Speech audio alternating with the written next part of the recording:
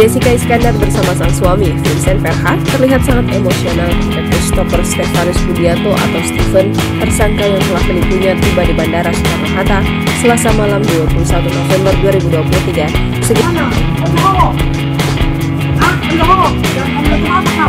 Daya pada 15 Juni 2022 dengan syarat pasal 372. Ayo balikin uang saya, udah pulang ini kamu balik mobil-mobil saya, uang saya balikin kamu nggak sadar itu uang anak-anak saya,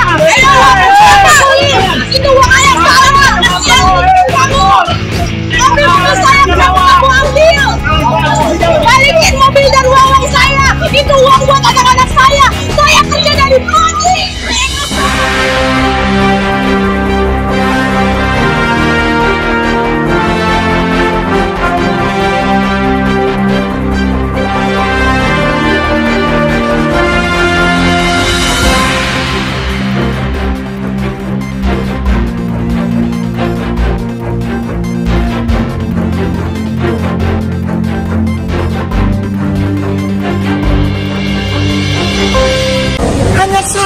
Makanya kami sangat sayangkan, dan kami juga tadi bilang sama penyidik, mohon klien kami ingin membuat laporan resmi di SPKD Polda Metro Jaya terkait koar-koarnya si Vincent sama Jessica, terutama di bandara, ditunjuk-tunjuk mana uang saya, uang yang mana? Itu lagi, ini saya tegaskan lagi, uang yang mana? Sementara di dalam BAP ini sudah tidak ada. Ini BAP tambahan sekarang loh. Tanggal berapa sekarang? 15 tahun 2024. Aduh, janganlah terus saja main drama-drama kayak begini. Agenda tadi di Polda tentang balik lagi kasus CSP dan juga bagaimana Bang agendanya? Ya, hari ini kita sudah memenuhi perintah undang-undang, artinya dipanggil pihak penyidik terkait berita acara pemeriksaan tambahan kepada klien kami Christopher Stefanus Budianto, di mana hari ini klien kami itu ditanya soal seputaran terkait masalah mobil, yaitu satu unit mobil Alphard. Sudah diminta keterangan, ada 20 pertanyaan, jelas dan transparan, serta bukti-bukti yang ada di para penyidik, di penyidik Polda Metro, itu semua dikatakan disangkal dan ditolak karena tidak substansi. Kenapa tidak substansi? Ini terkait penetapan tersangka klien kami Christopher Stefanus Budianto, itu adalah terkait hanya satu unit mobil, ya, yang bernomor B73 DAR tahun 2018 atas nama Jessica Iskandar atas laporan seseorang bernama Septio Jatmiko Prabowo Putra SH, di mana orang tersebut Septio Jatmiko Prabowo Putra itu tidak pernah ada hubungan hukum dan tidak pernah dikenal atau mengenal daripada yang bersangkutan, sehingga dalam perkara ini, karena Septio Jatmiko sudah tidak lagi sebagai kuasa hukum Jessica Iskandar, dari awal sudah kita nyatakan bahwa ini cacat hukum, tidak sesuai daripada aturan hukum yang berlaku di pasal 184 terkait saksi pelapor. Saksi pelapor itu adalah saksi yang mengalami satu peristiwa ataupun tindakan kejadian pidana yang dialami oleh pelapor itu. Bagaimana mungkin kalau terjadi suatu dugaan tindak pidana dikuasakan ke kuasa hukumnya, dan kuasa hukumnya sudah dipecat pula. Sehingga kami tadi meminta kepada pihak penyidik, yaitu Polda Metro Jaya, kenapa nggak dikonfrontir antara pelapor yang namanya Sujatmiko dengan klien kami yang namanya Christopher Stefanus Budianto. Dan ini jelas kok, hanya satu unit mobil dengan nilai kerugian 0. Kenapa? Tadi pun sudah diterangkan bahwa terkait mobil ini sudah ada jual beli dan sudah dilakukan pembayaran.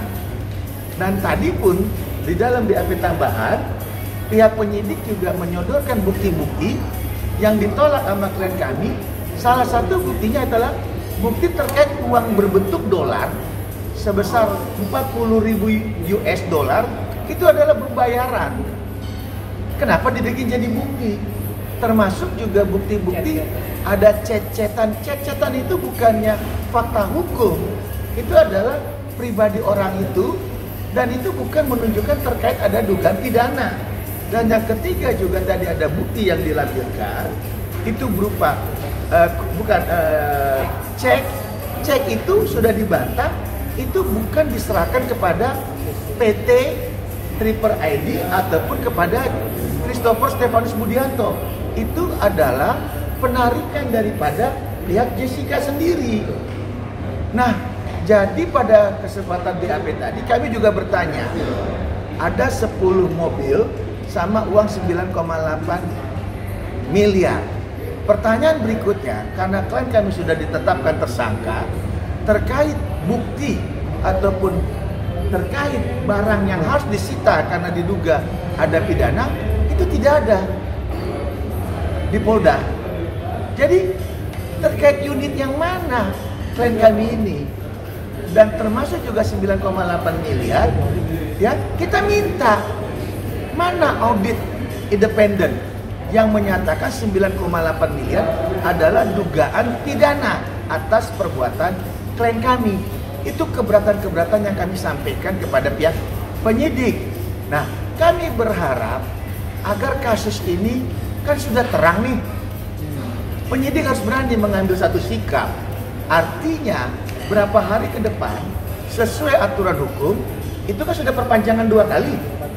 Ya, beberapa hari ke depan ini kalau memang tidak terpenuhi daripada P21 terkait alat bukti, BAP ataupun terkait tersangkanya tidak bisa memenuhi unsur sampai P21, ya harap dilepas klien kami. Jangan sampai klien kami itu hak azazi sebagai manusia dirampas. Ini nggak benar, gitu loh.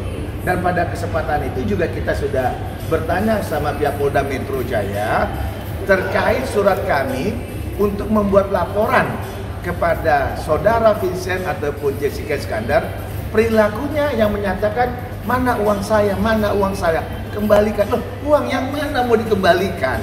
Orang di dalam penetapan tersangka ini aja nggak ada disebutkan 9,8 miliar kok, hanya terkait 1 unit mobil. Nah, ini yang kita sangat sayangkan. Mudah-mudahan tadi dikasih jalan keluar, disuruh buat surat permohonan baru lagi untuk Pak Dir yang baru sama Pak Kasubdit yang baru. Mudah-mudahan ini nggak ada perubahan. Klien kami diizinkan untuk membuat laporan di SPKT Polda Metro. Itu agenda kita hari ini. Dan juga kita sudah bersurat kepada pihak Barreskrim, ya, terkait izin pendampingan ataupun pengawal dari pihak penyidik, sehingga klien kami diizinkan untuk membuat laporan resmi ke Polda Metro di SPKT-nya. Berarti keberadaan 11 mobil itu belum diketahui kembali. Sampai detik ini, menurut kacamata saya tidak ada. Satu pun saya tidak lihat tadi di Polda. Saya sudah keliling-keliling di Polda Metro, Metro Jaya, nggak ada unit yang disangkakan itu loh. Ya minimal ada barang bukti yang dipakai polis lain lah. Contoh, kalau orang ditangkap ada dugaan pidana, kan ada tuh berkas-berkas yang disita, ya. Lantas ada di polis lain, kalau rumah atau mobil dibikin polis lain, ini nggak ada sama sekali. Terus proses selanjutnya bagaimana dong kalau begitu? Proses selanjutnya kita menantikan bagaimana diskresi seorang polisi, apakah digunakan atau tidak. Kalau tidak digunakan, saya ucapkan puji Tuhan, artinya kasus ini selesai karena memang tidak ada unsur terpenuhinya perbuatan yang dilakukan oleh klien kami atas laporan, sekali lagi ya, atas laporan Sujatmiko yang pertama dinyatakan di LP-nya sebentar ya, LP B 2947 SPKT tanggal 15 Juni 2022. Bisa tunjukin sini, Bang? Hah? Iya, tunjukin sini. Nah ini. Jadi kalau kita mengacu ini, saya yakin klien kita tidak bersalah. Saya yakin karena penetapan tersangka itu karena klien kami tidak kooperatif pada saat itu karena memang lagi di luar negeri. Itu aja. Berarti itu udah abu-abu atau bagaimana kasus ini? Kita tidak bisa bilang itu.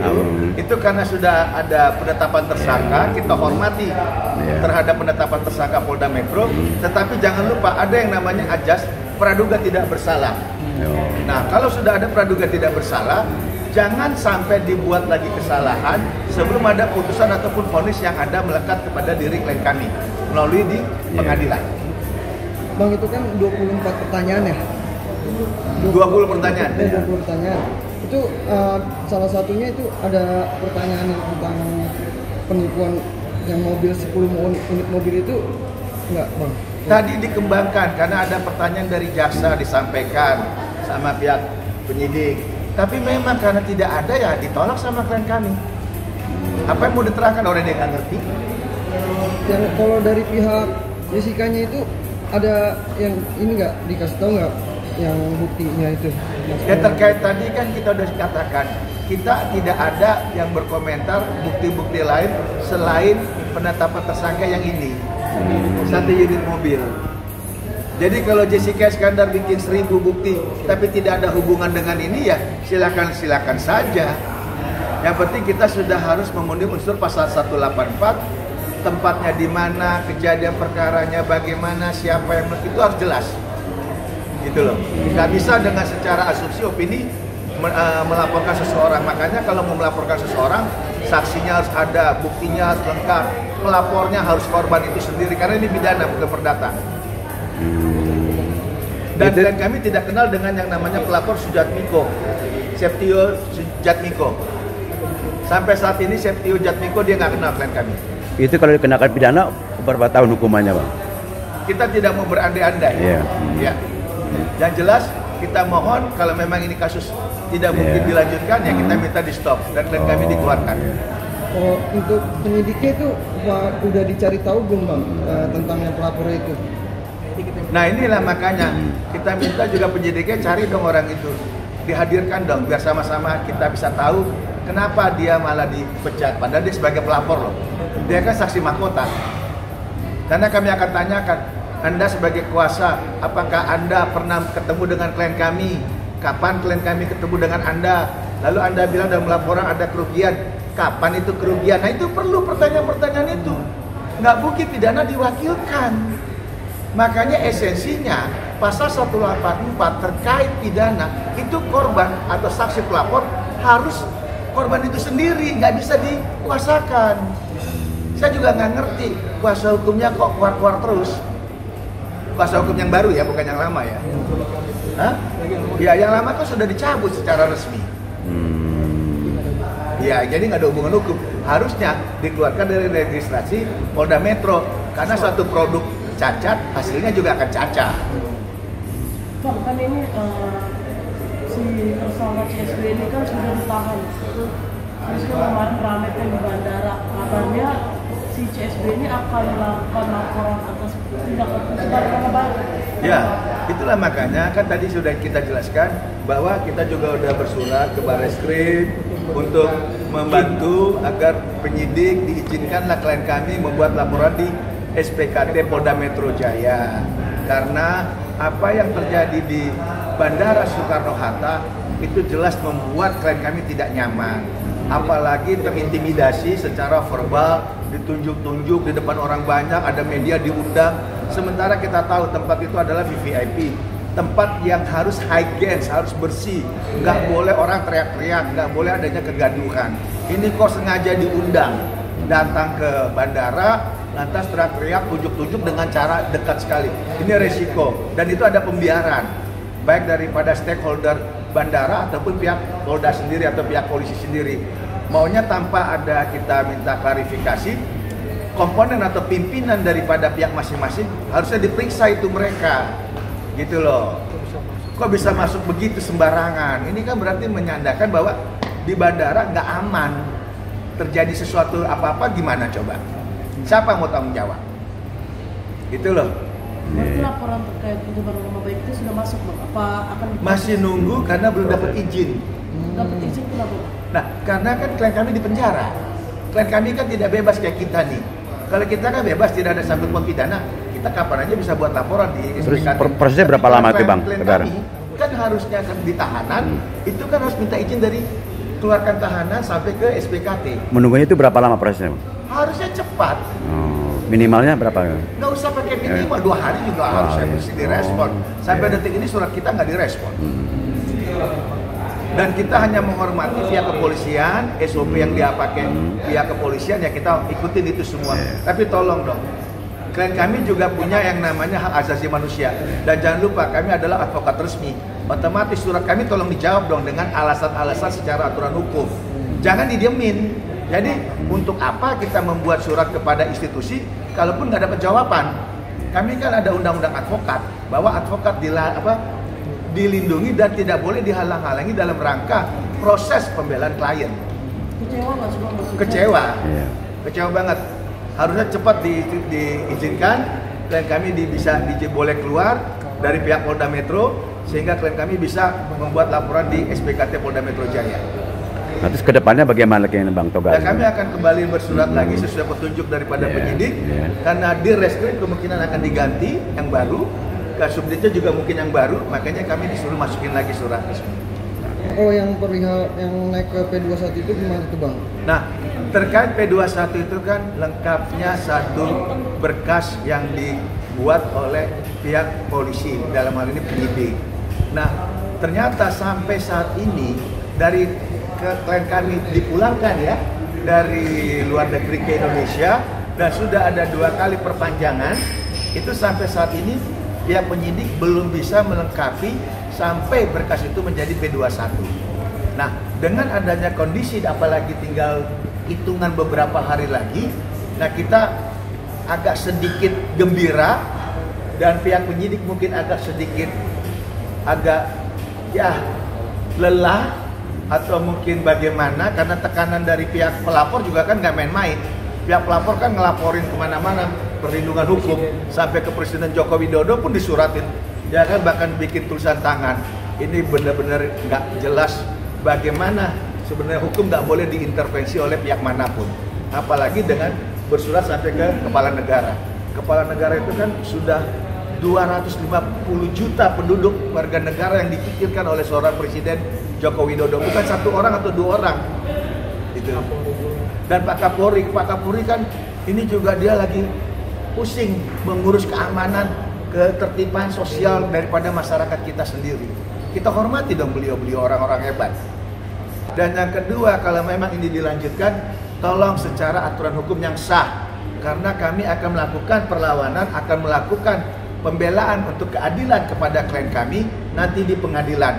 Dan jaksa, kalau memang ini tidak cukup bukti, tolong dikembalikan berkas dan ditutup, tidak usah dilanjutkan lagi, dan dipulihkan daripada nama baik klien kami. Dan yang keempat, ini yang paling penting, klien kami ingin melaporkan si Jessica Iskandar, tolong izinnya segera dikeluarkan sehingga klien kami bisa membuat laporan di SPKT Polda Metro.